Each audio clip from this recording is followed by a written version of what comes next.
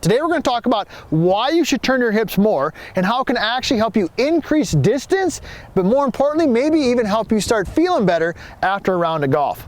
I'm PGA teaching professional Todd Kopp, Director of Instruction for US Golf TV, and there's a lot of confusion out there in the golf instruction industry about should you turn your hips or should you not turn them. Well, I'm here to tell you, especially as you get older, or what I like to call experienced golfers, you've got to turn your hips. So I'm going to show you first of all today how to do that. Then I'm going to give you a drill and a checkpoint that you can do. So let's dive right into it. We know this, and when I get set up to hit, I got a 6-iron here, so let me just go ahead and hit a golf shot, and I want you to watch the movement of my hips, and we're going to talk about it. All right, here we go. 6-iron.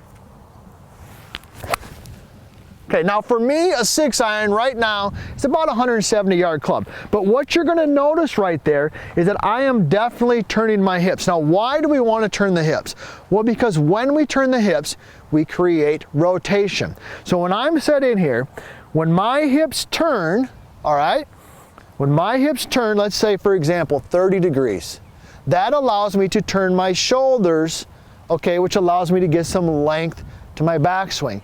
If we restrict our hip turn, okay, if I don't turn my hips at all, which is, some people are teaching that, if I don't turn my hips at all, it makes it very difficult for me to turn my shoulders, which means my backswing gets very short. Let me give you an example, because this is what your golf swing might look like. You get set up here, you've been told to restrict your hip turn, might even been told to keep your trail knee flexed through the whole swing. Here we go. And you try to hit a shot. All right, and there's just no rhythm. It kind of actually hurt my back when I do that. All right, so the first reason you've got to turn your hips is because it's going to give you some length to your backswing.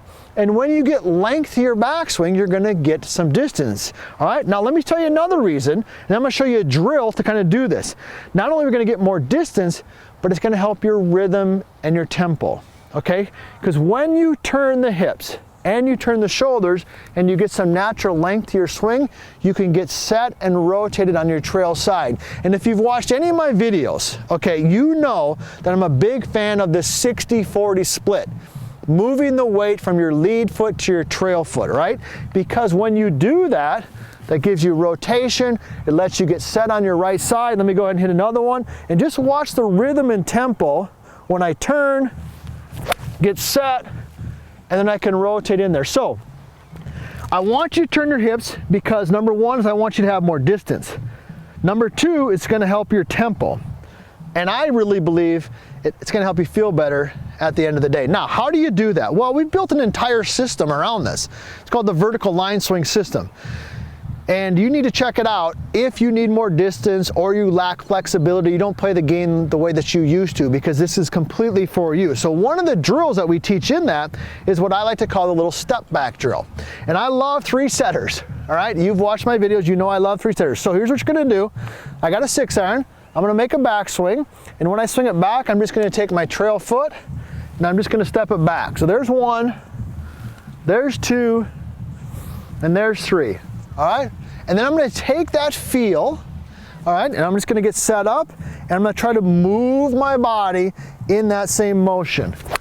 Okay, that felt good right there. So one of the ways that we can train our body to move the way that we want it to is just to do it without a golf ball. So let's do it one more time, then I'm going to give you a checkpoint. If you ever like to, if you're the type of golfer who likes to videotape your own swing, what's a checkpoint that you can look at? So here we go. We're gonna do a 3-setter, regular setup. Here we go, there's 1, there's 2. Notice I'm not doing them fast. There's 3. Now I've got the feel. That's how I want my hips to rotate in space. Here we go. I'm gonna turn them. There it is, good. Little thin, but nice and straight. All right, so that's why we do it.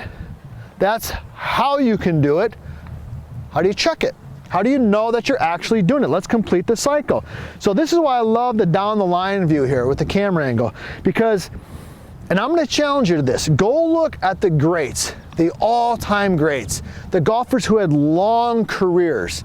Okay, we're talking about people who are on the Mount Rushmore of golf, right? And here's what you'll see in almost all of them, is at the top of their backswing, you'll see their trail leg has released, you'll see their lead knee has added some flex, but most importantly, you're going to see some spacing and some gapping between their knees. All right, so they start here, all right, no gap, and when they turn, you'll see space there, all right? And that's one of the concepts that we teach in the vertical line swing, all right? So here we go, let's get set in there. I'm gonna make a practice swing the top, and I'm gonna pause so you can see it. Boom, there it is. Notice the change in knee flex. Trail leg is releasing, lead knee is adding. Here we go, turn the hips. Oh yeah, there it was, best one of the day. So, you want more speed, you want more accuracy, you want less pain, let the hips turn. These drills, these checkpoints can help you do just that.